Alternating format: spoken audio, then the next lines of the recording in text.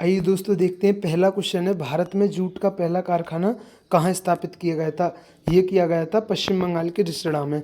आइए दोस्तों जानते हैं, पहली जूट मिल की स्थापना भारत में वर्ष 1855 में कोलकाता के पास हुगली नदी पर रिसड़ा में की गई थी।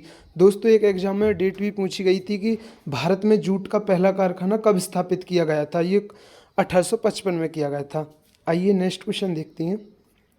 क्वेश्चन है, गजनी का सुल्तान महमूद किस चोल राजा के समकालीन था।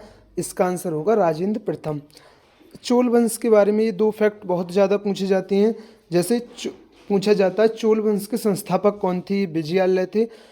और एनटीपीसी में आया था दोस्तों, चोल वंश के अंतिम राजा कौन थे, तो अंतिम राजा थे राजेंद्र चोल तृतीय।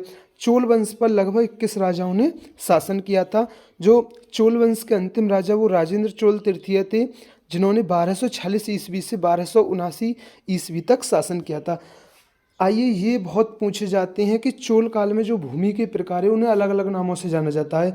ये एसएससी एमटीएस और एसएससी सीएचएसएल में पूछे गए हैं और आगे भी आने वाले एग्जामों में पूछे जाएंगे। अब जैसे आता है क्वेश्चन, कैसे आता है कि किसी विद्यालय के रखरखाव के लिए दी गई भूमि को चोल काल में किस नाम से जाना जाता था, तो इसको जाना जाता है साला भोग के नाम से जाना जाता था। अब जैसे मंदिरों को उपहार में दी गई भूमि को चोल काल में किस नाम से जाना जाता था, तो ये देवदान के नाम से जाना जाता था। या ऐसे आएगा दोस्तों कि चोल काल में देवदान क्या था, तो आपका आंसर होगा मंदिरों को उपहार में दी गई भूमि को चोल काल में देवदान कहा जाता था। तो ये याद रखनी है आपको, ये 5-6 पॉइंट याद रखनी है। और जो गजनी का सुल्तान महमूद के राजेंद्र प्रथम के समकालीन था। आइए नेक्स्ट क्वेश्चन देखते हैं।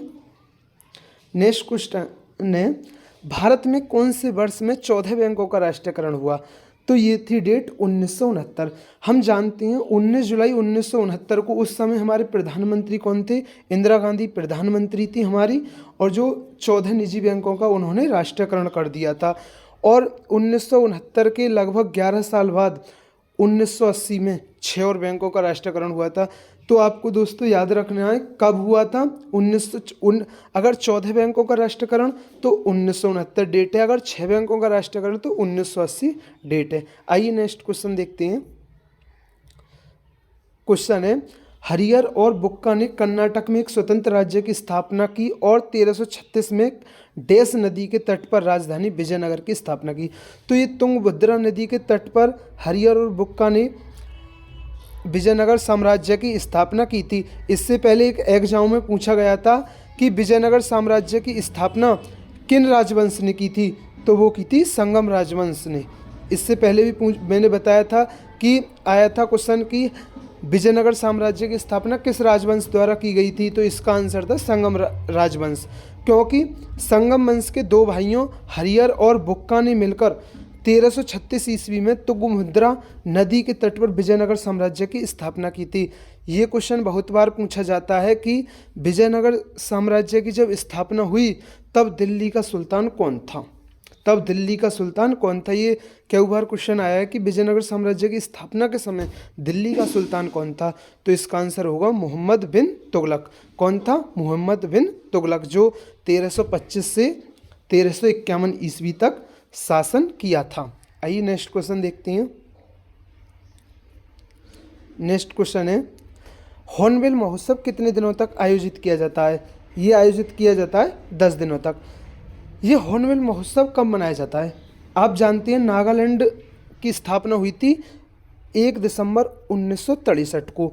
तो जो नागालैंड राज्य स्थापना दिवस है 1 दिसंबर को, तो ये 1 दिसंबर से शुरू होकर 10 दिसंबर तक मनाया जाता है, यानी 10 दिन तक मनाया जाता है। और ये नागालैंड की राजधानी कोहिमा के किसामा के नागा गांव में मनाया जाता है। और पूछा जाता है हॉर्नबिल फेस्टिवल को त्योहारों का त्योहार कहा जाता है। ये आता है क्वेश्चन कि किस त्योहार को त्योहारों का त्योहार कहा जाता है, तो उसका आंसर क्या होगा, हॉर्नबिल फेस्टिवल।